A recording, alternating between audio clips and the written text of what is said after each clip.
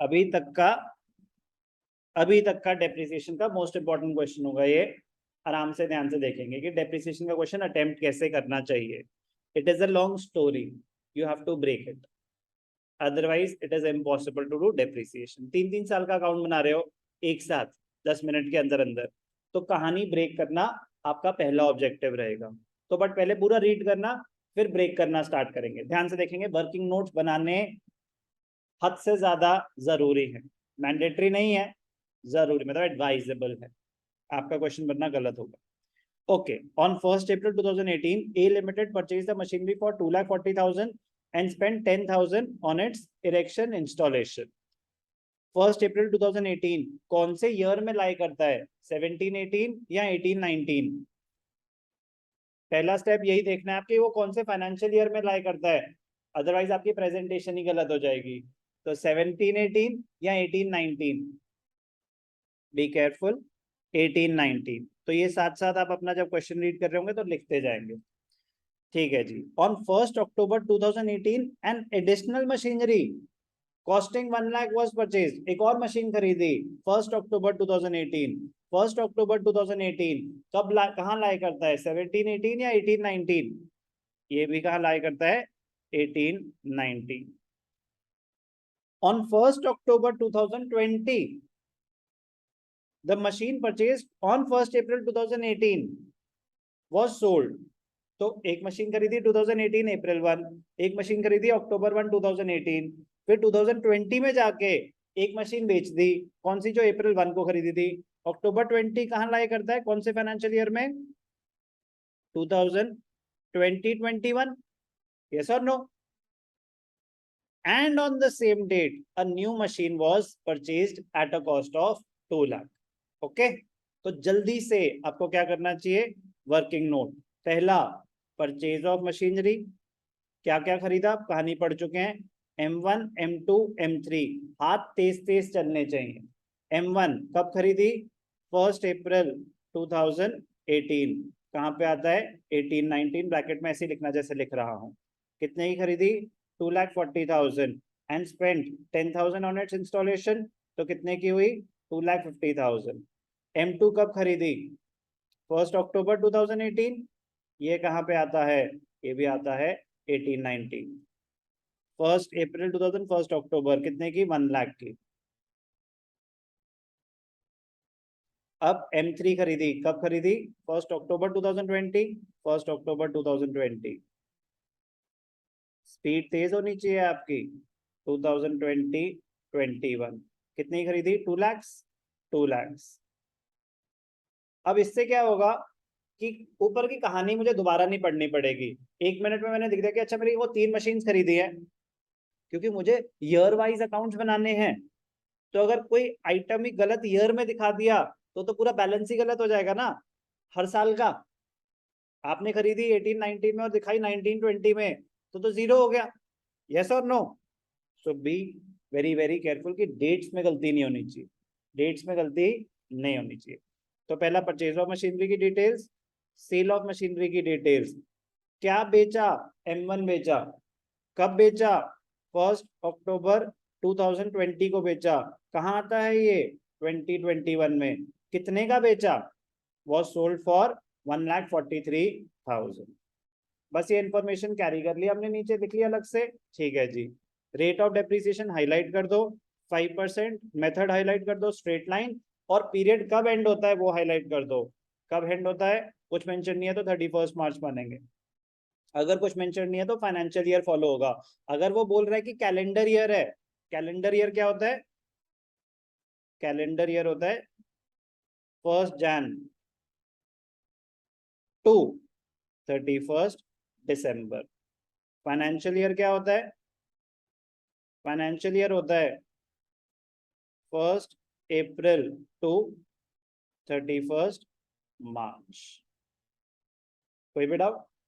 चलो आप ध्यान से देखना पूरी कहानी में, फिर आपके अंडरस्टैंडिंग के लिए, इसको बोलूंगा मैं for your information, not a part of the working note, just for your information. क्या क्या ट्रांजैक्शन हो सकती हैं इस पूरी कहानी में, asset purchased, asset depreciated, asset sold, और कुछ नहीं हो सकता। पूरे डेप्रिसिएशन की लाइफ में, पूरे एसेट की लाइफ में ही सिर्फ 3 चीजें हो सकती हैं। आपने एसेट खरीदा, एसेट डेप्रिशिएट हुआ, और एसेट बिका। Okay,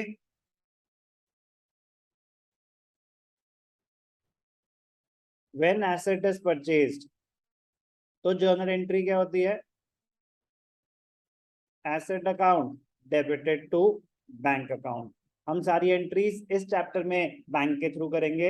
as per companies law 20,000 के ऊपर की ट्रांजैक्शन कैश में हो नहीं सकती, तो हम अजम्पशन लेते हैं कि सारी बैंक ट्रांजैक्शन है। या कंपनीज लॉ भूल जाओ, जब आप ये चैप्टर कर रहे हैं तो आप अजम्पशन लेंगे कि सारी के सारी ट्रांजैक्शन बैंक के थ्रू है। ये है A, not O. When depreciation is charged, depreciation की जर्नल एंट्री क्या हो जाएगी प्रियल? जल्दी बोलेंगे, डेप्रिसिएशन की जर्नल एंट्री।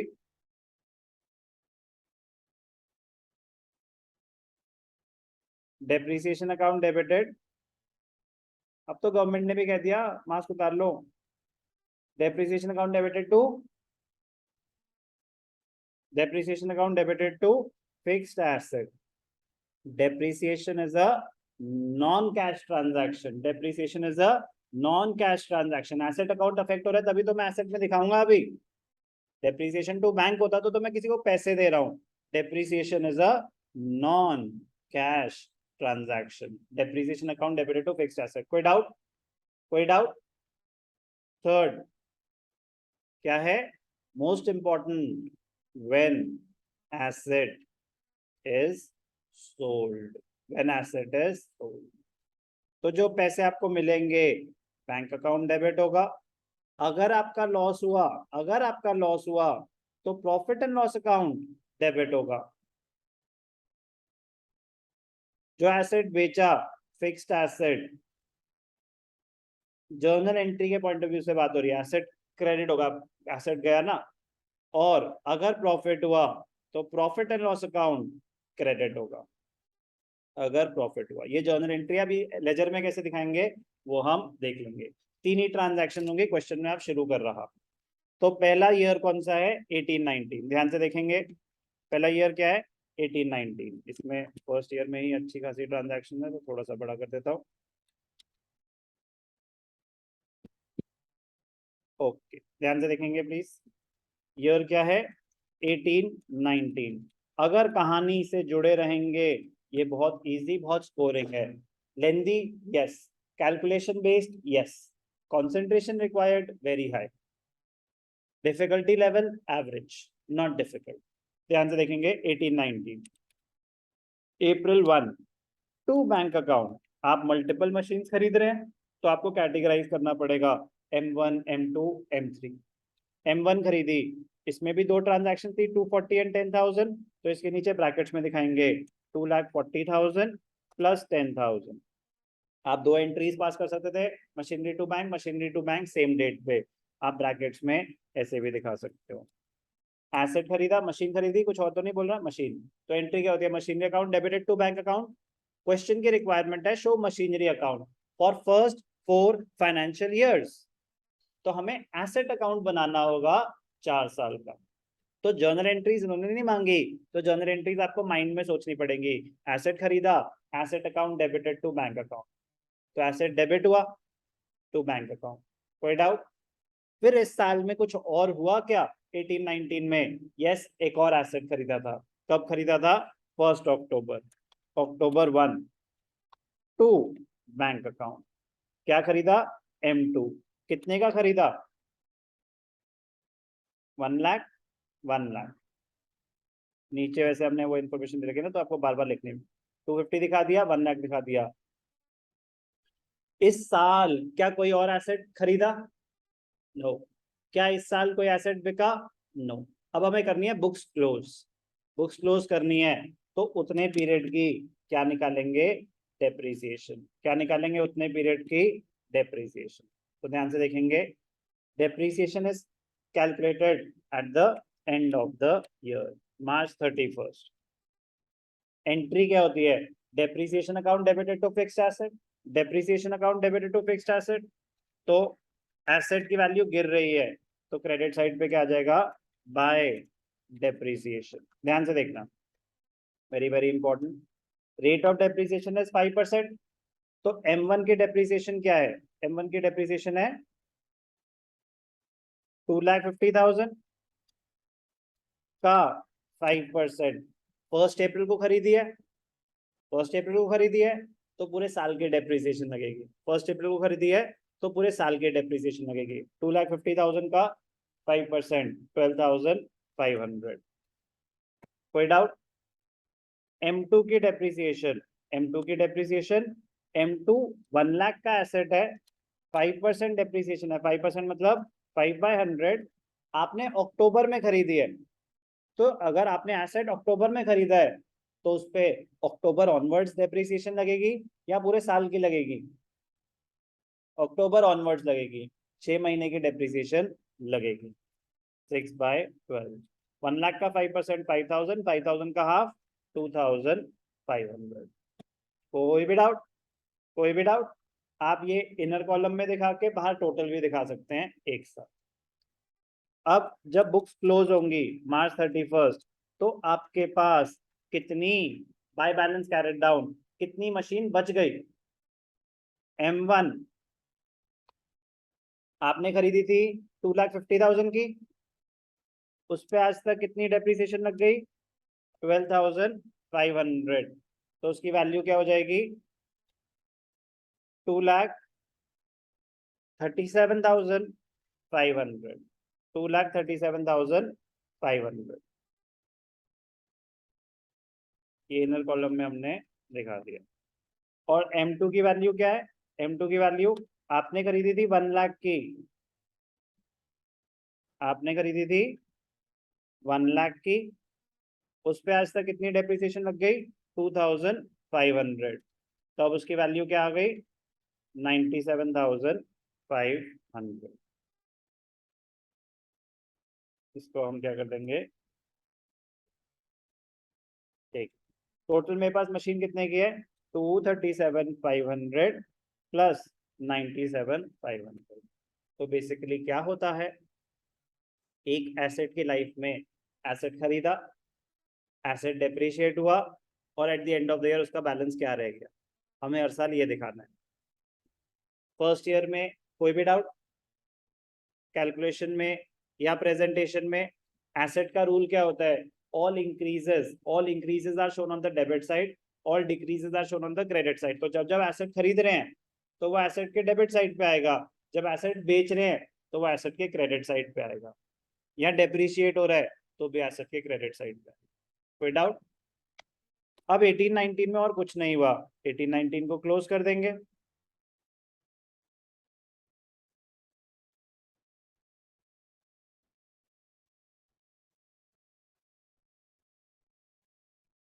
क्लोज कर दिया। अब जब नेक्स्ट ईयर में आएंगे, नेक्स्ट ईयर क्या है? 2019-20। जब नया साल शुरू हुआ April 1 टू बैलेंस BD, हमारे पास पहले से कितना पड़ा हुआ है? M1 M2। M1 कितने का है? 2,37,500। M2 कितने का है? 97,500। आपके पास पहले से इतना एसेट पड़ा हुआ है, यस और नो? अब क्या हुआ, वेरी वेरी इंपॉर्टेंट, कहानी पे आ जाते हैं ना हम, पूरा क्वेश्चन दोबारा क्यों पढ़े। नेक्स्ट हुआ 2021 में जाके, 1920 में तो कुछ हुआ ही नहीं था। क्या हमने कोई नया एसेट खरीदा? नहीं। क्या कोई बेचा? नहीं। तो क्या हमें 1920 के अकाउंट बनाने की जरूरत है या नहीं है? है। क्यों?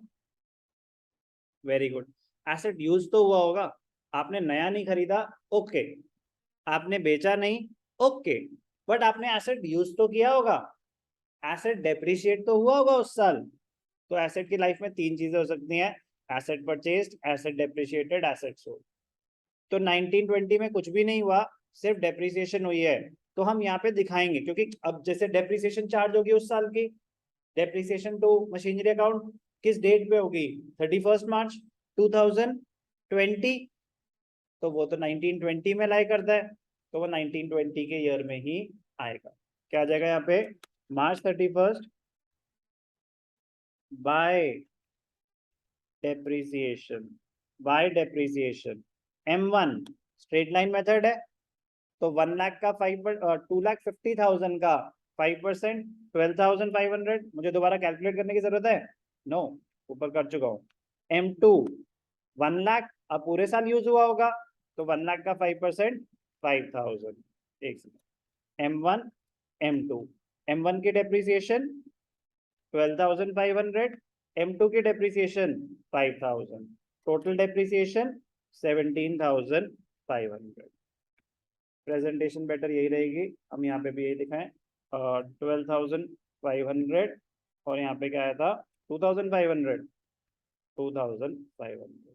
एक सेकंड, बस वो थोड़ा सा ना बड़ा कर देता हूँ मैं पर्टिकुलर्स का कॉलम।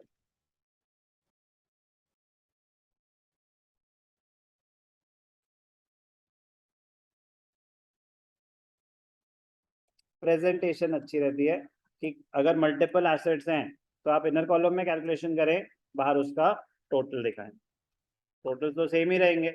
यस और नो? बस प्रेजेंटेशन बेटर कर।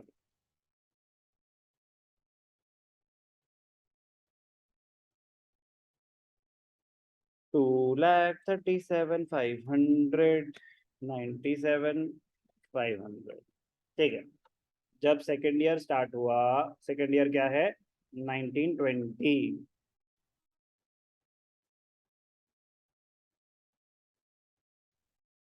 2019-20, तो उस साल में ना तो आपने कोई एसेट खरीदा, ना ही कोई बेचा, बट एसेट डेप्रिशिएट हुआ, तो उसकी डेप्रिसिएशन आ जाएगी, उसकी बुक वैल्यू चेंज हो जाएगी।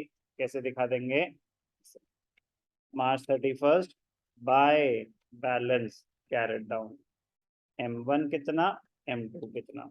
M1 जब साल शुरू हुआ, ये आपके रेफरेंस के लिए यहाँ पे लिखना जरूरी नहीं होता, जब साल शुरू हुआ तो M1 की वैल्यू क्या थी 2,37,500। इस साल कितनी डेप्रिसिएशन लग गई 12,500। M2 जब साल शुरू हुआ तो एसेट की वैल्यू थी 97,500। इस साल कितनी डेप्रिसिएशन लग गई 5,000। तो M1 की वैल्यू 2,25,000 और ये 92,500। एसेट की वैल्यू, कोई भी डाउट?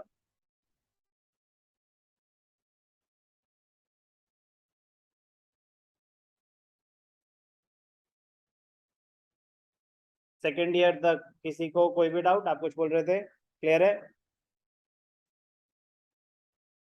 सॉरी, क्यों नहीं होगा? ये क्या बात हुई, इस साल तो कुछ हुआ ही नहीं, इसको भी इंक्लूड करेंगे बिल्कुल। 4 फाइनेंशियल ईयर्स मतलब लगातार 4 साल। ठीक है ना, 4 साल का मांगा है, 2 हो गए। चलो नेक्स्ट ईयर कौन सा है? 2020-21, 2020-21 आपके लिए सबसे इंटरेस्टिंग साल होने वाला है। क्यों? क्योंकि आपने एसेट बेचा है इस साल, क्योंकि आपने एसेट बेचा है इस साल।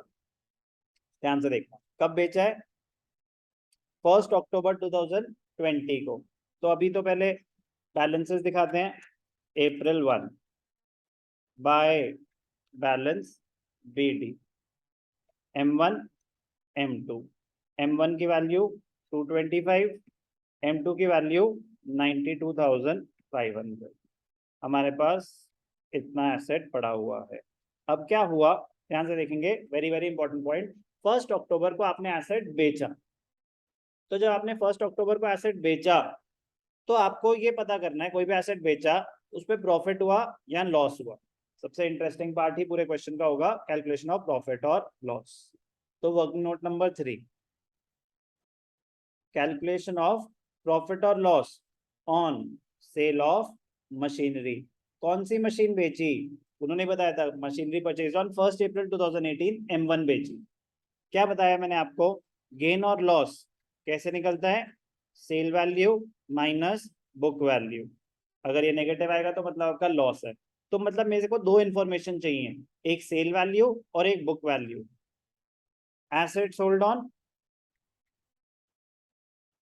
1 अक्टूबर 2020, सेल वैल्यू गिवन है ना 1,43, यहीं पे हमने लिखे हुए है ना, सेल वैल्यू 1,43। अब ध्यान से देखना, सेल वैल्यू तो आपके पास है, अब मुझे चाहिए बुक वैल्यू कब की, ऑन 1 अक्टूबर 2020। क्या बुक वैल्यू है 1 अक्टूबर 2020 की? हमारे पास बुक वैल्यू है 1 अप्रैल 2020 की। 1 अप्रैल 2020 की तो बुक वैल्यू है। इसका मतलब अगर आपने 1 अक्टूबर को एसेट बेचा तो अप्रैल मई जून जुलाई अगस्त सितंबर 6 महीने एसेट यूज करा होगा, तो उस साल की तो अभी डेप्रिसिएशन चार्ज ही नहीं हुई। बट सर डेप्रिसिएशन तो eight the end of the year charge होती है। बेटा अगर एसेट साल के बीच में बिक रहा है तो जितना वो यूज हुआ है उस पे तभी डेप्रिसिएशन चार्ज हो जाएगी, so that the correct book value can be calculated, so that the correct profit or loss can be calculated। ध्यान से देखेंगे, कब बिका, अक्टूबर 1, तो जब एसेट बिकेगा साल के बीच में और कहीं भी ड्यूरिंग द ईयर, तो पहले तब तक की डेप्रिसिएशन कैलकुलेट होगी। डेप्रिसिएशन की जर्नल एंट्री से, तो बाय डेप्रिसिएशन किसकी डेप्रिसिएशन कैलकुलेट हो रही है, M1 की। तो M1 ध्यान से देखना, M1 कितने का था, स्ट्रेट लाइन मेथड है, ओरिजिनल कॉस्ट पे ही होगा, 2,50,000 का था, ये ध्यान रखना। तो 2,50,000 का 5% कब बेच रहे हैं, 1 अक्टूबर, तो 6 महीने की डेप्रिसिएशन। 2,50,000 का 5% होता है 12,500, 12,500 का भी हाफ 6,250। कोई डाउट? 2,50,000 का 10% 25,000, 25,000 का हाफ हो गया 5% 12,500, 6 मंथ्स उसका हाफ हो गया 6,250। एक ही एसेट था तो हमें डायरेक्टली बाहर दिखा देनी चाहिए थी 6,250। अब आगे डेप्रिसिएशन टिल डेट। अब ध्यान से देखना, वेरी वेरी इंपॉर्टेंट पॉइंट। तो अब बुक वैल्यू निकालेंगे। जब साल शुरू हुआ तो एसेट की वैल्यू क्या थी, 225। जब 2020-21 स्टार्ट हुआ तो एसेट की वैल्यू थी 2,25,000। कितना था, वेरीफाई कर लेंगे, 2,25,000, और इस साल डेप्रिसिएशन कितनी लग गई, 6,250। तो बुक वैल्यू क्या हो जाएगी, 2,18,750। ये रही 2,25,000। जब साल शुरू हुआ तो यहाँ तक की तो बुक वैल्यू ऑलरेडी थी, तो बस सर आपने बताया बुक वैल्यू का फॉर्मूला है original cost minus depreciation till date. तो बेटा 225 में डेप्रिसिएशन टिल 31 मार्च 2020 तो ऑलरेडी चार्ज है, तो सिर्फ एडिशनल पीरियड की तो निकालनी है। समझ आई बात, आई कि नहीं आई? ठीक, बुक वैल्यू आ गई, सेल वैल्यू आ गई, तो आपका हल्का सा नुकसान हुआ है क्योंकि आपका 2,18,000 बुक वैल्यू है 750 और बेचा आपने 143 का, तो 2,18,750 माइनस 1,43,000 क्या हुआ, लॉस हुआ। तो लॉस कितना आया, 57 प्लस 18,750, 57, तो ये हुआ हो गया, ठीक है, 18,750, तो 750 1,567, तो 75,750 का लॉस हुआ है। 57 18,750 750 8,715 156, हाँ बोलो अब कहाँ पे,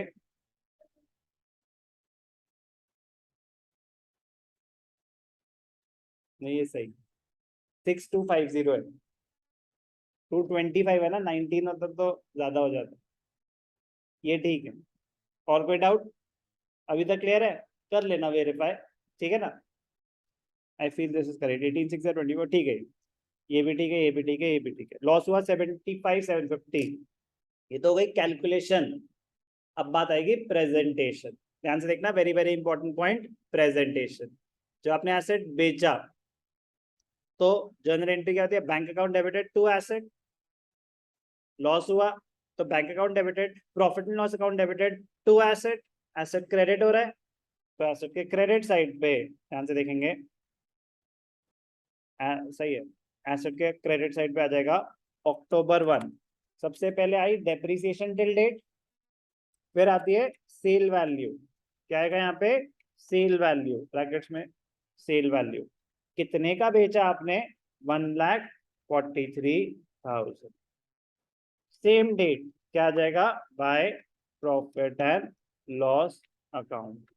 क्या हुआ, ये लॉस हुआ, कितना लॉस हुआ, 75,750।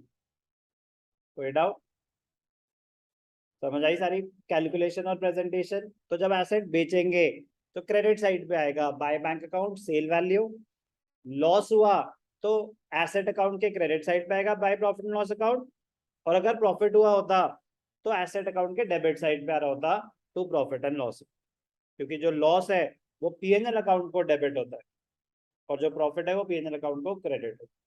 क्लियर, आगे की कहानी सिंपल है बट यहाँ तक की क्लियर है। अब क्या हुआ, सेम डे आपने एक और एसेट खरीदा, तो यहाँ पे क्या आ जाएगा, October 1 टू बैंक अकाउंट। क्या खरीदा आपने, M4 खरीदा। M4 कितने का खरीदा, 2 लाख का खरीदा था। M3 खरीदा, सॉरी M3 खरीदा। अब इस साल और कुछ खरीदा, सर कसर बची है कोई, ना कुछ और खरीदा ना कुछ और बेचा। अब बुक्स क्लोज होंगी March 31 बाय डेप्रिसिएशन। हमारे पास क्या क्या बचा है, M2 बचा है और M3 हमने इस साल खरीदा है। M2 की डेप्रिसिएशन, M2 कितने का था, 1 लाख का, ओरिजिनल कॉस्ट पे डेप्रिसिएशन निकलनी है तो M2 की तो डायरेक्टली क्या आ जाएगी, 5,000। M3 आपने इस साल खरीदा है तो उसकी कैलकुलेशन दिखाएंगे, 2 लाख का 5% इस साल खरीदा है तो 6 मंथ्स की डेप्रिसिएशन। 2 लाख का 5% होता है 10,000, 10,000 का हाफ क्या हो जाएगा, 5,000। हाफ क्यों करा, क्योंकि आपने 1 अक्टूबर को एसेट खरीदा है। डेप्रिसिएशन तो आ गई, अब बुक्स क्लोज करेंगे तो उस साल की डेप्रिसिएशन क्लोजिंग बैलेंस निकालते हैं। डेप्रिसिएशन तो हम चार्ज कर चुके हैं, बस यहाँ पे क्या आ जाएगा, March 31 by balance carried down. M2 M2 M2 जब साल शुरू हुआ तो 92,500 की थी, इस साल कितनी डेप्रिसिएशन लग गई, 5,000। M3 जब साल शुरू हुआ तो नहीं, M3 इस साल खरीदा है 2 लाख का और उस पर कितना डेप्रिसिएशन लग गया, 5,000। M2 87,500 और 1,95,000।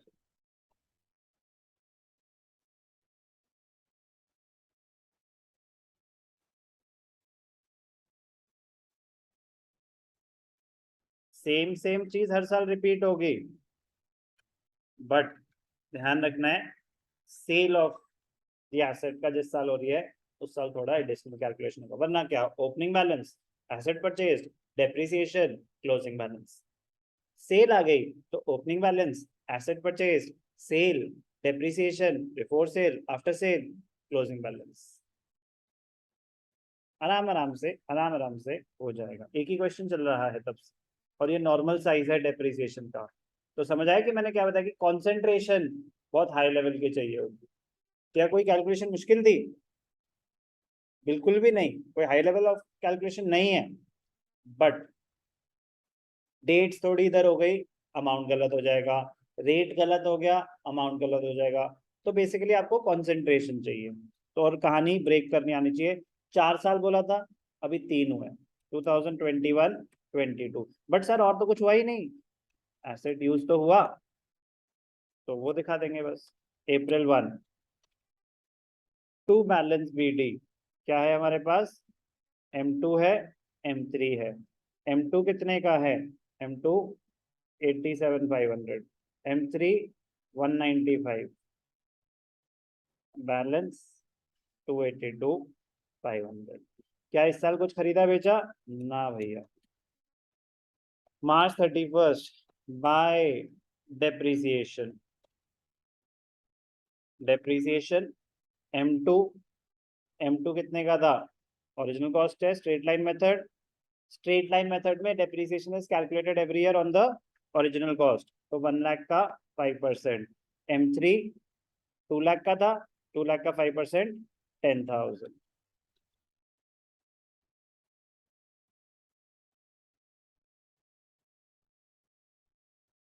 March 31st by balance carried down. M2 M3 M2 directly कर रहा हूँ 87,500 minus 5,000 82,500 M3 195 minus 10 1,85,000 at the end of 31st March 2022 at the end of 4 years asset की वैल्यू थी 2,67,500। हे भगवान प्लीज इसमें कोई एरर नहीं होना चाहिए। जैसे कि बताया 4 साल का अगर मांगा है तो क्या करना, एक और साल बस बैलेंस ट्रांसफर करके दिखा देना। 4 साल का नॉर्मली एग्जाम में आता नहीं, आने को कुछ भी हो सकता है बट नॉर्मली 2-3 इयर्स का ही क्वेश्चन आता है, उनको आप पे थोड़ा तरस आता है, तो हमारे स्कूल वालों को नहीं आता। ऐसा नहीं है बेटा, ऐसा तुम्हें लगता आता है, तुम्हारी हरकतें ऐसी है बस। 4 साल का मांगो तो 5th ईयर में बैलेंस ट्रांसफर करके दिखा देना। 267,500 267,500। उन्होंने कहा कि देखो दो बातें इंपॉर्टेंट थी, एक लॉस 75,750 और एक एंड में जो बैलेंस आया। अगर ये गलत है तो आपके काफी सारे मार्क्स कटेंगे, बट क्वेश्चन में और कितनी सारी चीजें करनी पड़ती हैं, ठीक है ना बेटा। सो प्लीज कंसंट्रेशन के साथ करोगे, डेप्रिसिएशन मुश्किल नहीं है। यस कैलकुलेशन इन्वॉल्व है, यस लेंदी है, फिर भी मैं इसको मुश्किल नहीं मानूंगा। वो बच्चे नहीं कर पाते जो कंसंट्रेशन के फोकस के साथ एक लंबा क्वेश्चन नहीं कर सकते, वरना इससे और मुश्किल मुश्किल चीजें होंगी आपके अकाउंट्स में ही, जिसमें दिमाग ज्यादा लगेगा।